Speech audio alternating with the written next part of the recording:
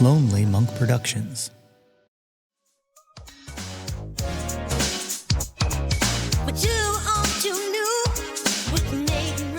Welcome to Too Old, Too New, the music discovery podcast that brings you something old, something new, something Nate, something Bruce.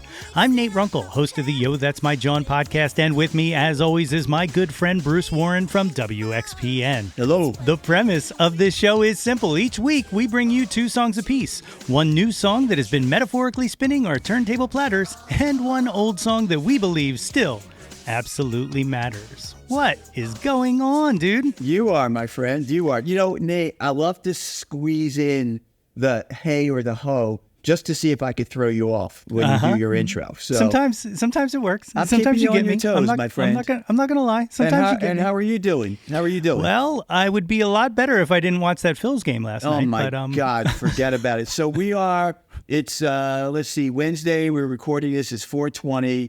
And we're, 48 minutes away from hopefully what will not be the end of the Phillies season this year. And, man, oh, fucking Shevitz, man, I'm telling you. Jeez, it is tough. What a disaster. It is tough watching, man. It's just really hard to watch. So, listen, I'll tell you this. You know, when the game was over, I went to see Anderson .Paak last night at the Man, and I knew he wasn't going to go on until 9 o'clock, but 9-ish, and I live literally 10 minutes from the Man, so I wanted to watch the end of the game, you know, just holding on to whatever hope that was possibly left. Of course, they lost, and I got in my car, and I was fucking screaming the whole time to the fucking concert about the Phils, and a second Anderson stepped on the stage, I was in pure joy. And for an hour and 45 minutes, I just lost myself in Anderson .Paak. So, you know, it wound up being a pretty emotionally, I was stabilized. Let's just put it that way. Music saves us all. That's right, buddy. That's right. That's right. Speaking of music saving us all, let's kind of jump into some picks here. I'll get started with my old, which is a song by Melchizedek. Melchizedek are the brother and sister of Wyclef Jean of the Fugees, and they put this album out. I forget what year it was, but I think it's called Sister and Brother, or Brother and Sister. But it's available on streaming. But what's not available on streaming for some reason is the hidden track from the album. Ooh. And I remember the very first time I heard the hidden track entitled Tragedy, I was like, oh, this is a vibe. This is kind of cool. And then it got into the pre-chorus and it got into the chorus. And I was like, I know this song. Why do I know this song? So let me play a little bit about it now, a little bit of it right now. And then we'll kind of have a discussion about this. This is Tragedy by Melchizedek.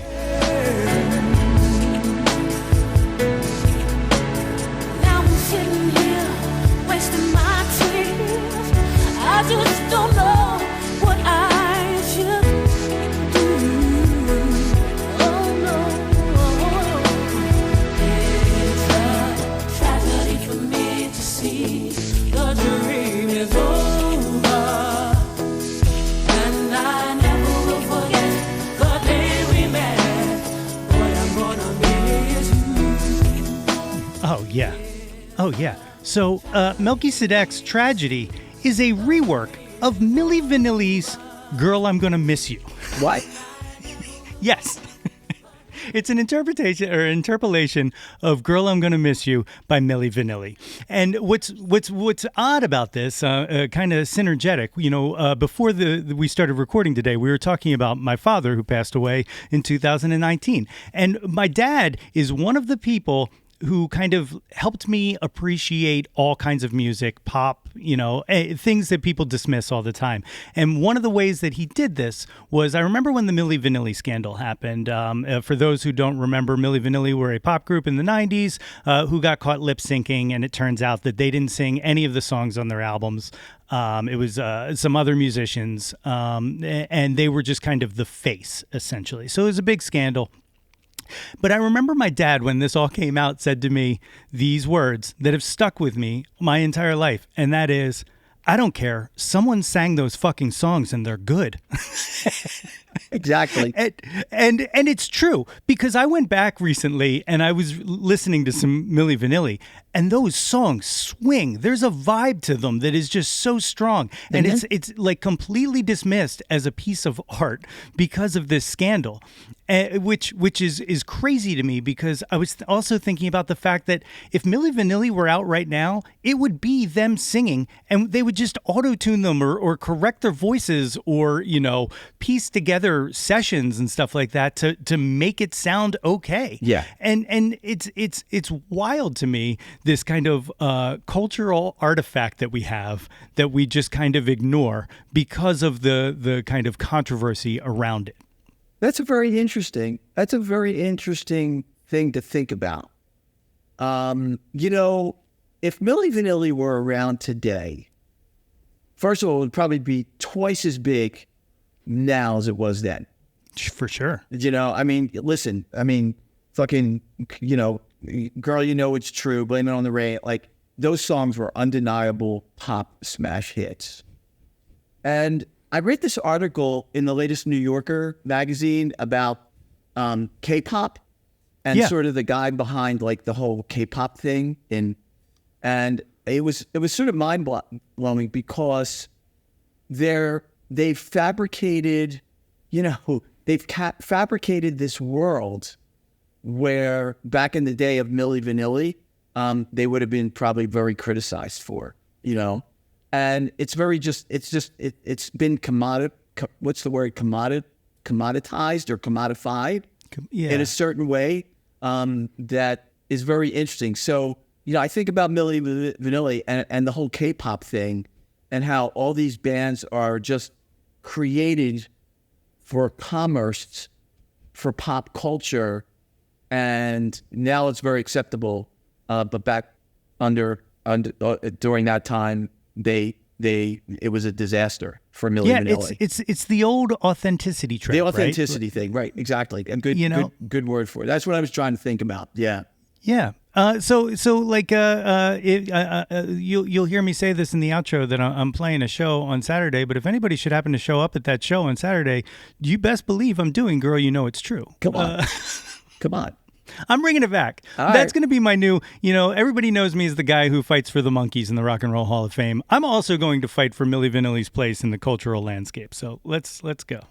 And tell us, how did you feel about Pete Rose? Oh, just kidding. Well, the conflicting thoughts there. All right, okay. All right. Well, what do you got for an old song? That was really, now I got to go listen to Milli Vanilli's I'm Gonna Miss You. So thank you for that. It's so good. I'm going, Wilson Wicked Pickett, man. He's one of my favorite all-time artists. Massive number of hits back in the day. Incredible soul singer.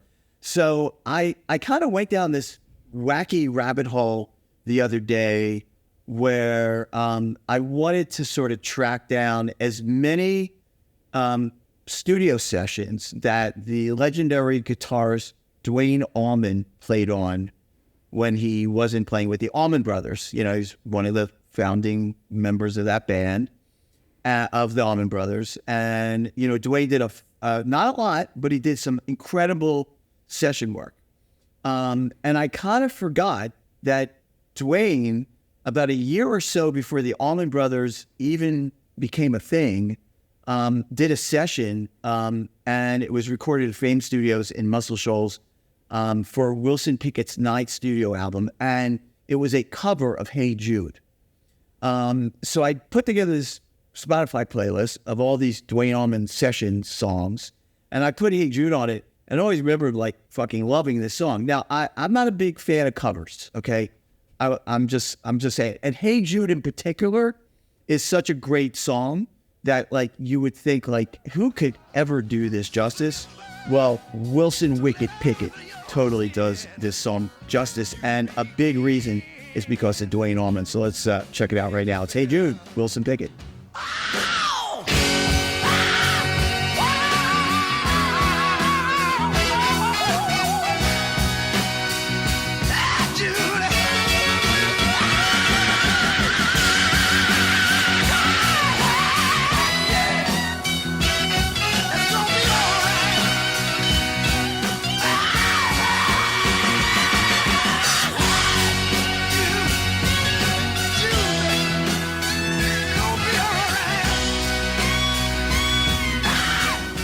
got a groove. What a groove. I mean, you know, it's the Muscle Shoals guys from back in the day with Duane Allman. And the other interesting thing about this song is that apparently it was Eric Clapton who heard Duane's playing on this particular song, who 2 years later invited Duane to be part of Derek and the Dominoes. So wow. This Talk is about a catalyst. Right? Exactly. So there you go. Hey Jude. Now I'm going to be the reverse segue king, but check this out. You know, Wilson Pickett played some session work for the Monkees and is on Papa Gene's Blues. Are you serious? I believe that's true. It might be apocryphal, but yes. Yeah. So there you go. Tying it all together. Yeah. Damn. You know, you point out covers. I'm like a you have to like wow me with a cover for me to love a cover. Yeah. And I used to have this thing where I was like, just don't cover the Beatles. It's a lost cause. And I wanted to make a playlist called "Thou Shalt Not Cover the Beatles" of just miss after miss of people trying to cover the Beatles. One of my favorites is I don't know if you've ever heard Tom Jones's live cover of "Yesterday," but that's incredible. That's a big one. It's unbelievable. And in fact, I think "Yesterday" is their most covered song.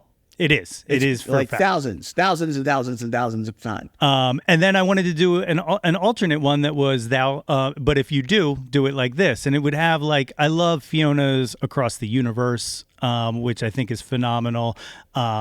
"Here Comes the Sun" by Nina Simone is just an absolute slayer. Unbelievable. And I have a new one to add to the list, just kind of tying things together. And it's my new pick this week because it seems Lucinda Williams is putting out a Beatles cover album, and she released a single of her doing "While My Guitar Gently Weeps." And it's a banger. I don't know why I would expect anything less, but let's listen to a little "While My Guitar Gently Weeps" by Lucinda Williams. I don't know why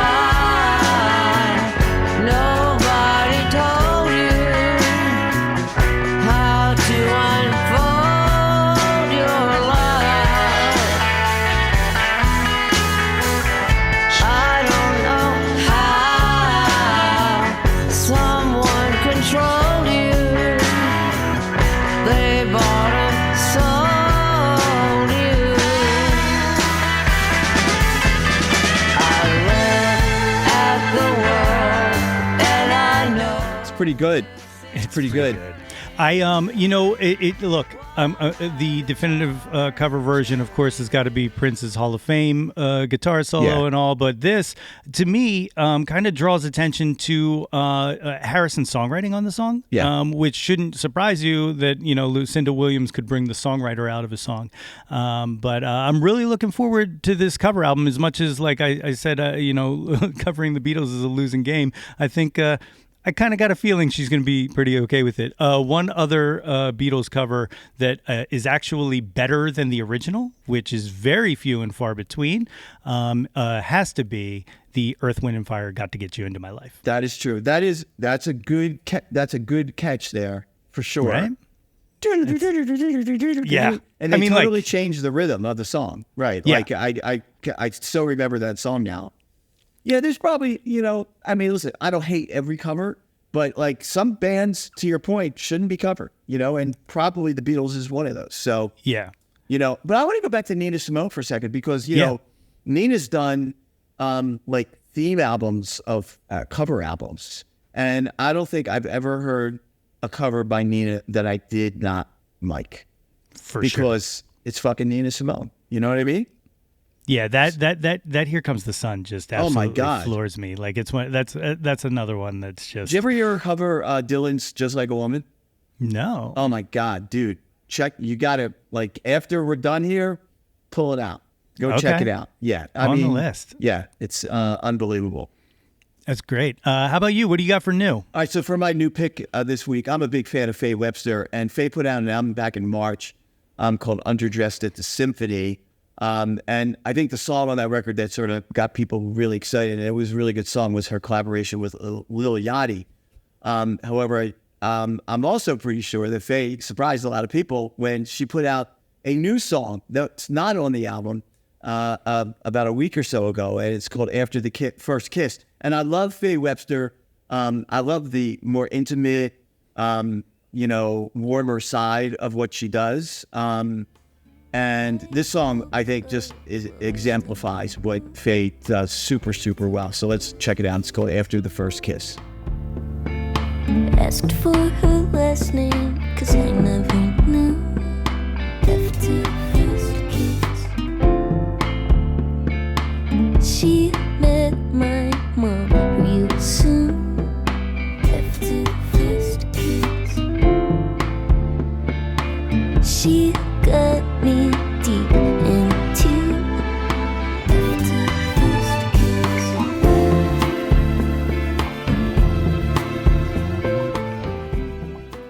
That's a new song by Faye Webster. And I'll tell you, Nate, I think the reason why I super, super like it is because it reminds me of What Does It Take by Junior Walker and the All Stars. Oh, yeah.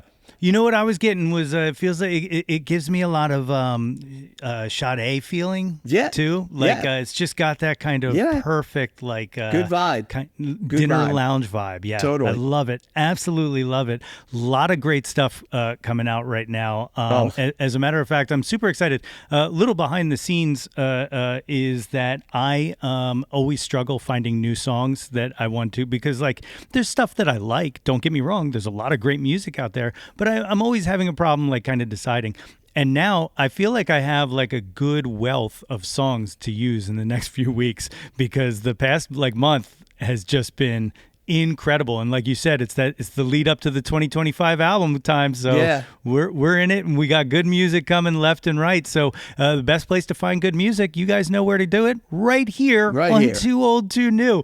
We will update the playlist with our songs from this week. Of course, they will, as always, be in the show notes. You can click on that. You can vote on your favorite song you heard this week.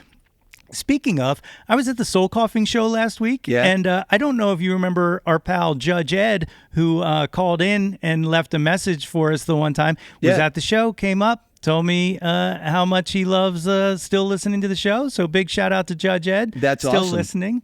Of course, you can follow us on the socials. I'm at Yo That's My Jawn. Bruce is at Some Velvet Blog on everything. And you can hear Bruce every week on WXPN on Saturdays from 10 a.m. to 2 p.m. And the Yo That's My Jawn podcast was on a little bit of a hiatus. I'm going to start coming back because I just got another interview opportunity that came out of nowhere that I couldn't pass up. So look, breaks get messed up all the time, it seems, and you just got to roll with the punches. Exactly. But as always, thank you so much for tuning in. Be sure to like, subscribe, tell all your friends and stuff like that. And Bruce, we did it again. We did it again. And Nate, we are 26 minutes away from the what will hopefully be not the last game of the NLDS between the Phillies, fuck yeah, and those shitty ass fucking New York Mets. So I hope we cream them tonight. Go Phils. Go Phils. Exactly. All right, buddy. See ya. Too Old Too New with Nate and Bruce is a Lonely Monk production, produced and hosted by Nate Runkle and Bruce Warren. Please be sure to rate, review, and subscribe to the show on your podcast provider of choice. If you have any music you think we should hear, or if you would just like to reach out to us, please feel free to email us at tooldtoonewmusicpod@gmail.com. And as always, thanks, and we will catch you next time.